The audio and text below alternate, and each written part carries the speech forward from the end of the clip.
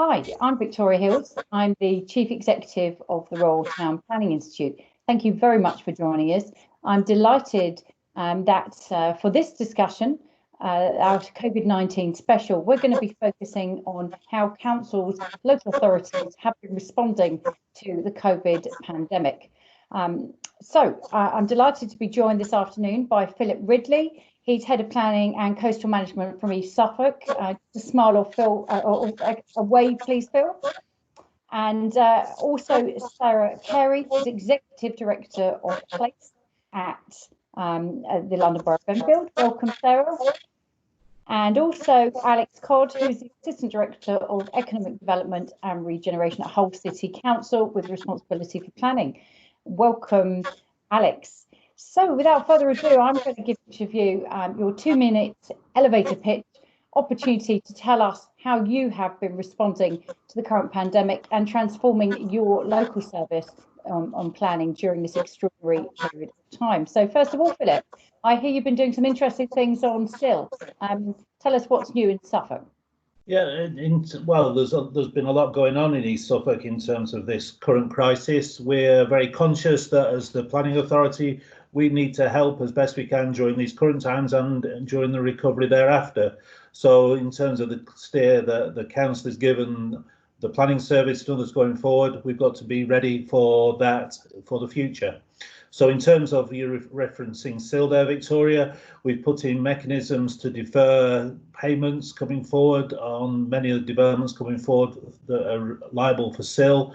We're reissuing the SIL liability notices for extending by a further 3 months and other measures coming into place to help business deliver the right developments going forward. We're very conscious that SIL payments are significant at a time when they need to pay suppliers and others to keep their sites going where possible. We've got to do what we can to try and ensure that we defer those payments to an appropriate time, knowing that at some future date those monies will come forward to deliver the necessary infrastructure to make that right. We've also enacted changes to the determination of planning applications. I've been given full delegated authority to determine all those applications that would ordinarily have gone to planning committee, and we've set up what we call an advisory panel of members who then advise me as to what their outcome would have been on the application, so I can take their views into account.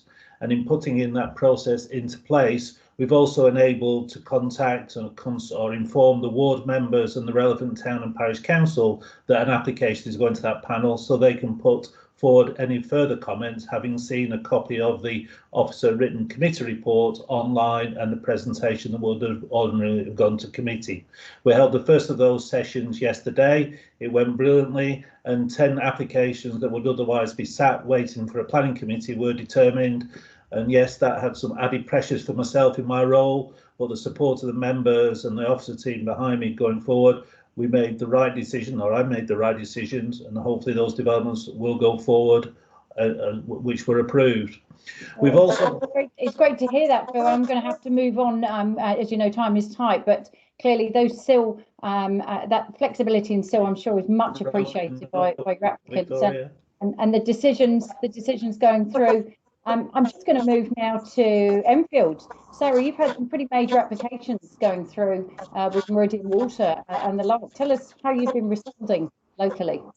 Okay, thanks, Victoria. As an opening, I've been really pleased with the fact that we've managed to move both our strategic planning service and our determination service fully to working remotely. And that's involved a lot of change for some officers, but it has worked, and it's worked fairly smoothly over the past couple of weeks. And really not, so all of our determination timescales and general progressive applications is holding up very well. In particular, I've had some really great feedback about online pre-application meetings involving large groups of people sharing documents online, and it's all working really well. And that's a great thing to see. We have seen a drop off in householder applications, and I think how that progresses will depend to a great deal on what happens in terms of economic recovery. You mentioned our planning committee. We held our March committee, which actually determined one of the largest planning applications the council's ever dealt with, which is for an outline planning application at our Meridian Water Regeneration scheme. And we're going ahead with our April planning committee, which is scheduled in about 2 weeks' time, and we've been working very closely with our governance team on how to do that virtually under the new regulations. And we don't have that all exactly figured out yet, but there's a lot of good practice going around, and we're going to have to do the same thing for many other council meetings as well. So looking forward to holding that virtually. Our constitution doesn't allow for the same level of changes to delegated powers that some other authorities have. So we're continuing to progress applications without any changes to decision making within the planning system. I'm also in charge of planning for economic recovery and social recovery when we get through the immediate crisis. And we're doing some really good thinking about how we can help our town centres, and that might be running more practical things like running festivals or doing big campaigns to get people shopping locally again. But there's also, I think, some big questions for planning.